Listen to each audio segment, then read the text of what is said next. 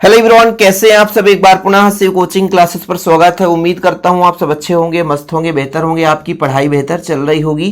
Class 12 chemistry NCERT में बच्चों आज हम बात करेंगे कि जैसे हमारे पास उपसहसंयोजी यौगिक का नाम दे रखा है तो उसे हम सूत्र के रूप में कैसे परिवर्तित करें। इसके पहले बच्चों हमने आप लोगों को आईयूपीएसी नामकरण के बारे में बताया था कि हमारे पास एक उपसहसंयोजी यौगिक है तो उसका आईयूपीएसी नामकरण कैसे करें, और आज उसका उल्टा रहेगा कि हमारे पास आईयूपीएसी नाम दे रखा है और उसका हम सूत्र कैसे लिखें, यानी उपसहसंयोजी यौगिक का सूत्र कैसे लिखना है, इस पर हम चर्चा करेंगे। तो बच्चों थोड़ा सा इसके बेसिक के बारे में समझेंगे, फिर 4-5 हम एग्जाम्पल आपको समझाएंगे जिससे आप क्लियर कर पाओगे। जैसे हम यहाँ पे 2 एग्जाम्पल लेकर रख लिए हैं भाई साहब, जिसके माध्यम से आपको समझाना है। सबसे पहले जैसे आप लोगों ने आईयूपीएसी नामकरण में पढ़ा था कि पहले धनात्मक भाग का नाम लिखते हैं और फिर ऋणात्मक भाग का नाम लिखते हैं। तो इस जो हमारे पास ये नाम दे रखा है बच्चों, तो जो प्रारंभ में होगा वो धनात्मक भाग होगा और जो लास्ट में होगा वो ऋणात्मक भाग होगा। ये नोट करके चलना, ठीक है। जैसे यहां पर हम टेट्रा एक्वा की बात करें तो इसमें ये पहचान पता चला कि ये पूरा मिलकर है, यानी पूरा का पूरा भाग ये धनात्मक भाग हो गया और ये आपका ऋणात्मक भाग हो गया। यदि यहां पे जो ऑक्सीकरण संख्या है उसके पहले कोई भी नाम दिख गया छोटा मोटा, मतलब वो ऋणात्मक भाग है और उसके पहले पूरा का पूरा धनात्मक भाग है। बस आयन को छोड़कर, आयन रहेगा उसकी बात अलग करेंगे, ठीक है। पहला फैक्ट आप समझ लो, ऑक्सीकरण के बाद यदि कोई नाम आपको दिख गया, क्लोराइड है, नाइट्रेट है, फ्लोराइड है, एमाइड है, कुछ इस प्रकार से दिख गए बच्चों, तो इससे क्लियर हो गया है कि ये भाग ऋणात्मक और ये भाग धनात्मक है। अब जैसे दूसरे नंबर पे देखो आप लोग कि ऑक्सीकरण संख्या के बाद तो कुछ भी नहीं है, तब इसमें कैसे पहचानेंगे। देखो भाई, यहां पे आपको एक धातु परमाणु दिख गया, जैसे पोटेशियम है और ये अलग है, ये दोनों अलग है। इसका मतलब ये हुआ कि ये वाला भाग धनात्मक और ये ऋणात्मक, क्योंकि पहला जो भाग है वो धनात्मक होगा, दूसरा ऋणात्मक होगा। यहां पे ऑक्सीकरण संख्या के बाद कुछ भी नाम नहीं है, इसका मतलब उसके पहले ही आपके 2 भाग हैं, धनात्मक और ऋणात्मक। हो सकते हैं उदासीन भी रहे, उसका भी हम जिक्र करेंगे, लेकिन फिलहाल अभी 2 पार्ट वाले हम देख रहे हैं कि सबसे पहले हमें जो भी नाम दे रखेगा तो उसमें एक धनात्मक भाग होगा, एक ऋणात्मक भाग होगा। ठीक बच्चों, चलो अब जैसे ही हम बात करते हैं कि मान लीजिए जो हमारा केंद्रीय धातु परमाणु होता है वो कहां पे रहता है, तो ये केंद्रीय जो क्रोमियम बच्चों ये केंद्रीय धातु परमाणु है, ये फेरेट मतलब आयरन जो है केंद्रीय धातु परमाणु है। मतलब इस पूरे में केंद्रीय धातु परमाणु पहचान के लिए हमें ऑक्सीकरण संख्या के पहले वाले नाम को देखना पड़ेगा। जैसे क्रोमियम है, हो सकता है कोबाल्ट होता, हो सकता है मान लीजिए जिंक होता, जिंकेट जिसे बोलते हैं, हो सकता है बच्चों मैग्नीशियम होता। तो कोई भी धातु परमाणु या डी ब्लॉक एलिमेंट्स हो सकता है। यदि ऑक्सीकरण संख्या के पहले जो भी आपको दिखेगा वही आपका क्या होगा, केंद्रीय धातु परमाणु होगा। ठीक है, केंद्रीय धातु परमाणु के पहले ये लिगेंड होते हैं बच्चों, जैसे ये क्लोरो हो गया, एक्वा हो गया, ये लिगेंड है। यहां पे देखो ट्राई ऑक्सलेटो, ये आपका लिगेंड है, ट्राई ऑक्सलेटो लिगेंड है। तो केंद्रीय धातु परमाणु के पहले लिगेंड जुड़े रहते हैं। ठीक है, अब इसको हमको सूत्र बनाना है बच्चों।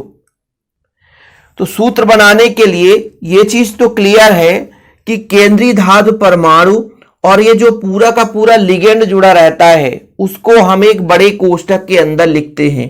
तो बड़े कोष्ठक के अंदर मतलब उपसहसंयोजी क्षेत्र जिसे बोला जाता है। केंद्रीय धातु परमाणु क्या है बच्चों, क्रोमियम, तो Cr यहां पे आप लिख दो, क्रोमियम तो Cr लिख दिया, ये केंद्रीय धातु परमाणु है। इसमें tetra aqua die chloro, 2 chlorine है और 4 एक्वा है, मतलब पानी है। कहने का तात्पर्य हुआ बच्चों कि क्लोरीन और यहां पे पानी को लिखना है, H2O को लिखना है। अब समस्या ये आ जाती है कि इनमें से लिखें किसको पहले। तो पहले यदि ऋणात्मक है बच्चों उसे लिखेंगे, फिर ये एक्वा उदासीन है इसको बाद में लिखेंगे। तो कितने क्लोरीन है, डाई क्लोरो, तो डाई क्लोरो। एक्वा कितने हैं बच्चों, टेट्रा, तो H2O का होल 4। अब ये नाइट्रेट है तो आप यहां पे लिख दोगे NO3, ये नाइट्रेट हो गया। अब इसकी ऑक्सीकरण संख्या निकाल कर देख लो कि क्रोमियम का ऑक्सीकरण संख्या है और नहीं है, तो फिर यहां पे बदलाव करेंगे। जैसे क्रोमियम का x होता है बच्चों, ठीक है, और ये क्लोरीन का कितना हो जाएगा, क्लोरीन का हो जाएगा आपका -3, -2 हो जाएगा क्योंकि 2 क्लोरीन है। ये उदासीन है बच्चों, इसका 1 निगेटिव है, बराबर 0 करके देखो 3 आ रहा है कि नहीं आ रहा है, तो बराबर 3 आएगा, मतलब बिल्कुल सही है।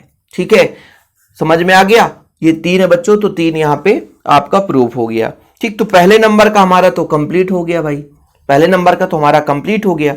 अब दूसरे नंबर की बात करते हैं। तो बच्चों आपको ये बताया गया कि यदि मान लीजिए कि आपका क्या है केंद्रीय धातु परमाणु, और इसके साथ जो लिगेंड जुड़े रहते हैं उसको हम एक बड़े कोष्ठक के अंदर लिखते हैं। तो बड़े कोष्ठक के अंदर लिख दिए, चलो भाई ये लो, ये फेरेट का मतलब होता है आयरन। अब यहां पर ट्राई ऑक्सीलेटो है, ऑक्सीलेट का फार्मूला होता है C2O4, ट्राई मतलब 3 बच्चों। अब ये जो आपका पोटेशियम धातु परमाणु है उसको पहले लिखेंगे। अब इसकी संख्या कितनी होगी ये क्लियर नहीं होगा तो ऑक्सीकरण संख्या से निकालेंगे। कैसे निकालेंगे अभी आपको बताते हैं, देखना। जैसे बच्चों आयरन का हो गया आपका कितना, आयरन का हो गया x, पोटेशियम, सॉरी यहां पर दिमाग लगाओ, आयरन का कितना ऑक्सीकरण संख्या दिया है 3, हमको पोटेशियम का निकालना है, पोटेशियम की संख्या निकालनी है ना, पोटेशियम का संख्या हमको निकालना है। फिर बच्चों ऑक्सलेट आयन का होता है -2 इंटू 3 कर दो इक्वल 0। ठीक है, फिर समझना ये जो ऑक्सीकरण संख्या दे के रखता है बच्चों वो आपका, जैसे यहाँ पे क्रोमियम को x माना है वो 3 है। ठीक है, क्या है 3 है, वो सिद्ध होना चाहिए। ठीक है, तो यहां पर हमने कहा कि आयरन का ऑक्सीकरण संख्या 3 है, हमें पोटेशियम की संख्या निकालनी है, कितना पोटेशियम है, तो इसके लिए अपन को यहाँ पे क्या करना पड़ा, इसके जगह x कर दिया अपन ने, और यहां से निकालोगे तो x का मान कितना हो जाएगा 3, यानी पोटेशियम की संख्या 3 आएगी। अब यहां से एक क्वेश्चन और आपको तैयार हो गई, भाई सर यहां पर इसकी संख्या तो आपने नहीं निकाला था कि NO3 का होल ट्वाइस कर देते, होल थ्राइस, तो इसकी संख्या आप x मान लो, यहां पर आपका उदासीन है इसको आप -2 मान लो, और क्रोमियम का आपने यहां पे देखा बच्चों कितना, यहां पर देख लो 3 है तो 3 कर दो। अब यहां पर आप कैलकुलेट कर लेना कितना आएगा, बराबर में आयन है, ये निगेटिव होता है बच्चों, ये निगेटिव में होता है, इक्वल 0 कर लो, तो x बराबर आपका 2 में 3 में 2 घट जाएगा तो 1 आ जाएगा, तो x बराबर आपका 1 आएगा, इसलिए इसकी संख्या 1 है। क्लियर रहेगा ना, डाउट क्लियर रहेगा आप लोगों को। तो सबसे पहले हमको क्या करना पड़ेगा बच्चों, यहां पर देखो सरल या जटिल यौगिक दोनों में धन आयन पहले लिखते हैं, ऋण आयन बाद में, जैसे मैंने आपको यहां पे पहचान कराया कि धन है ऋण है, धन है और ऋण है। ठीक है, उपसहयोजी क्षेत्र को बड़े कोष्ठक में लिखकर व्यक्त करते हैं। जैसे मैंने कहा कि कैसे मुझे पता चलेगा केंद्रीय धातु परमाणु, तो ऑक्सीकरण संख्या के पहले जो भी केंद्रीय धातु परमाणु उसके साथ लिगेंड जुड़े रहते हैं। जैसे इसमें धन की पहचान कर ली तो इसमें ये लिगेंड हो गए। अब यहां पर देखिए बहुपरमाणविक लिगेंड को केंद्रीय धातु आयन के दाईं ओर छोटे कोष्ठक में लिखते हैं। बहुपरमाणविक की यदि बात करेंगे तो लिगेंड में ऋणायनिक, उदासीन एवं उसके बाद धनायनिक क्रम लिखते हैं। कहने का तात्पर्य हुआ पहले ऋणायन वाले को, फिर उदासीन, फिर धनात्मक आयन वाले लिगेंड को क्रम में लिखेंगे। ऋणात्मक, उदासीन एवं धनायन लिगेंड एक समान है ना। कहने का मतलब 2 ऋणात्मक हैं या 2 धनात्मक है, इस स्थिति में अल्फाबेट का ध्यान देंगे। फिर और भी क्रम है बच्चों कि सूत्र में धनायन एवं ऋणायन की कुल संख्या लिखने के लिए इस तरह से परिकलित की जाती है जिससे कुल धनात्मक आवेश और ऋणात्मक आवेश की संख्या समान रहे। मतलब वो ऑक्सीकरण संख्या को उदासीनता बनाए रखने के लिए कि जितना भी यौगिक में धनायन हो उतने ही ऋणायन होने चाहिए। अब जैसे एक और यौगिक लेकर चल रहे हैं, इसमें आपको सबसे पहले पहचानना है केंद्रीय धातु परमाणु। तो ऑक्सीकरण संख्या के पहले केंद्रीय धातु परमाणु, और ये आपको डाई, ट्राई, टेट्रा, हेक्सा ये सब दिख जाए, मतलब ये आपका क्या है बच्चों, हेक्सा फ्लोरो क्या है, लिगेंड, उसके साथ लिगेंड जुड़ा रहेगा क्योंकि तो केंद्रीय धातु परमाणु के पहले। अब इसमें धन और ऋण की पहचान करनी है, तो ये पूरा अलग है, ये पूरा अलग है, दिख रहा है ना, क्योंकि ऑक्सीकरण संख्या के बाद कुछ लिखा नहीं है, तो फिर इधर हम तो कुछ बता नहीं सकते कि भाई इधर भी कुछ होगा, तो यहां पे हमें तो पता ही नहीं चल रहा है, तो हम ये मानकर चलेंगे कि ये आपका धनात्मक हो गया, सोडियम है, ये धातु परमाणु है, धनात्मक होगा, ये पूरा का पूरा भाग ऋणात्मक हो गया। तो सबसे पहले सोडियम है, तो सोडियम तो हम लिख ही लेंगे। अब आपको पता है कि इसकी संख्या को सबसे पहले सिलिकेट मतलब सिलिकॉन लिखना पड़ेगा। फिर बच्चों हेक्सा फ्लोरो, फ्लोरीन की संख्या 6 है। अब आपको पता है कि भाई सबसे पहले केंद्रीय धातु परमाणु होता है, याद रखना माइंड में, जैसे ही ब्रैकेट के अंदर हम लिखते हैं सबसे पहले केंद्रीय धातु परमाणु ही रहता है। और हेक्साफ्लोरो, फ्लोरीन की संख्या कितनी है बच्चों? 6। ये हो गया। अब यहां पे डाउट है कि हमको सोडियम की संख्या कितनी है बच्चों। तो देखो सोडियम की संख्या निकालने के लिए अपन को इस प्रकार से करना है। यहां पर सबसे पहले समझो सोडियम का हमको निकालना है तो x कर लिया। कितना फ्लोरीन है? 6, तो 6 गुणे -1 हेक्साफ्लोरो, 6 फ्लोरीन है ना। सिलिकेट का यहां पे ऑक्सीकरण संख्या देके रखा है +4, ये दिया है, बराबर में 0 कर दो। तो x 6 1 कम 6 तो -6 +4 बराबर 0, तो x बराबर आपका कितना आ गया? 2। मतलब सोडियम की संख्या यहाँ पे 2 हो जाएगी। सोडियम की संख्या कितनी हो जाएगी? 2 हो जाएगी। तो यहां पर यदि आप धन और ऋण पहचान लिए और थोड़ा बहुत लिगेंड वगैरह तो आपको याद ही होगा, यदि यौगिक आपने पढ़ा है तो लिगेंड भी याद होगा। जिससे लिगेंड बन जाएगा तो समझ लो पहचान में आ जाएगा कि ये लिगेंड है भाई और ये केंद्रीय धातु परमाणु है। यदि यहां पे ऑक्सीकरण संख्या के बाद कुछ जुड़ा है तो मतलब वो ऋणात्मक भाग है, और यदि उसके पहले जुड़ा है तो मतलब फिर दिक्कत है, तो फिर पूरा का पूरा एक केंद्रीय धातु परमाणु ही ऋणात्मक में आ जाएगा। अब जैसे इसमें आप देख लो कि यहां पर देखिए ऑक्सीकरण संख्या के बाद क्लोराइड है, मतलब ये ऋणात्मक हो गया और पूरा का पूरा भाग धनात्मक हो गया। धनात्मक को हम यदि केंद्रीय धातु परमाणु की बात करें, देखियो भाई क्रोमियम है तो क्रोमियम लिख दिया। हेक्सा एक्वा मतलब H2O, इसकी संख्या कितनी है? 6।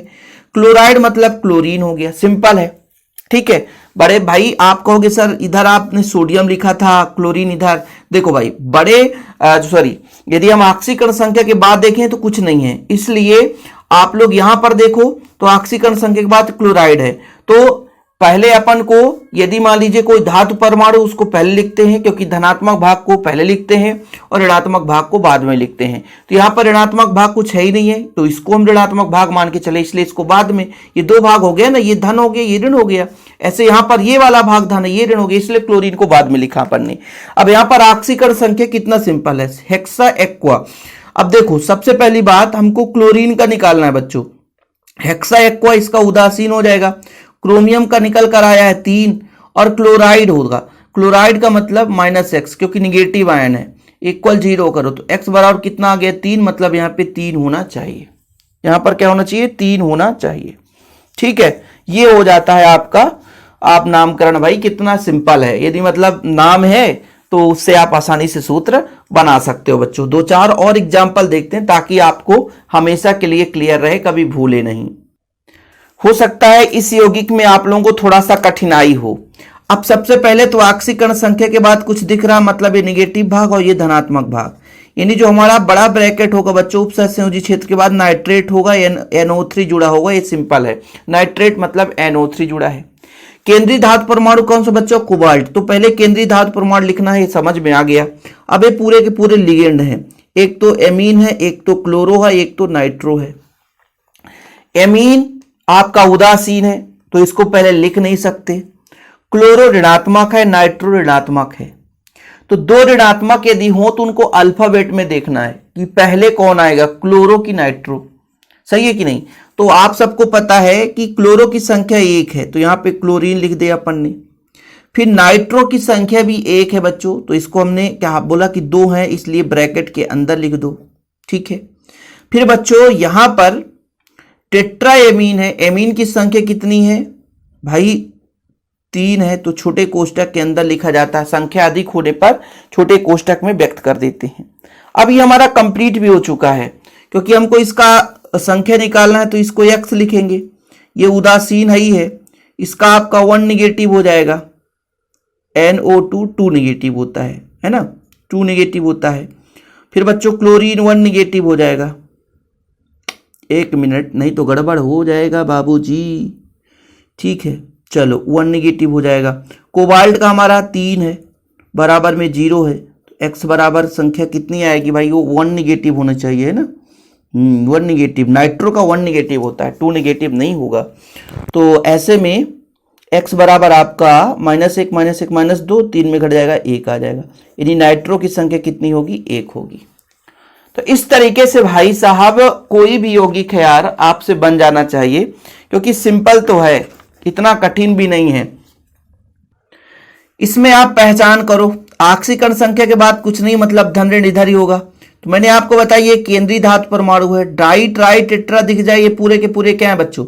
वैसे भी पोटेशियम धातु परमाणु दिख गया मतलब धन है, पूरा का पूरा भाग ऋणात्मक है। आप लोग धन ऋण वैसे ही पहचान करोगे भाई, जितना प्रैक्टिस करोगे आपको देखते ही समझ में आ जाए कौन सा धनात्मक भाग है कौन सा ऋणात्मक भाग। अब देखो भाई पोटेशियम है तो पोटेशियम लिख दिया, केंद्रीय धातु परमाणु सबसे पहले प्लेटिनम है तो प्लेटिनम लिख दिया। अब एमीन और डाइक्लोरो, तो पहले ऋणात्मक लिखना ये तो क्लियर है। ट्राइक्लोरो, 3 क्लोरीन है तो ट्राइक्लोरो। एमीन को अपन NH3 है तो NH3 कर दिया, ठीक है। अब थोड़ा सा इसको ब्रैकेट लगा दो, ठीक, ये आपका खत्म कहानी। अब इसकी ऑक्सीकरण संख्या चेक करनी है, पोटेशियम की संख्या निकालना है। एमीन आपका उदासीन है, ट्राइक्लोरो मतलब -3, प्लेटिनम का कर दिया आपने X, प्लेटिनम का निकल कर आया है ना 2, तो ये 2 करके 0 कर दो तो x - 1 = 0, तो x बराबर आपका 1 आ गया, यानी पोटेशियम की संख्या 1 रहेगी। कुछ है ही नहीं है भाई। अब ये आप लोग सोचोगे कि हम पूरे के पूरे यौगिकों का कराएं तो ये इम्पॉसिबल है। हमने आपको सिस्टम समझा दिया, पहले धन ऋण की पहचान करो, पहले धन ऋण की पहचान करो, धनात्मक भाग का नाम पहले लिखना है।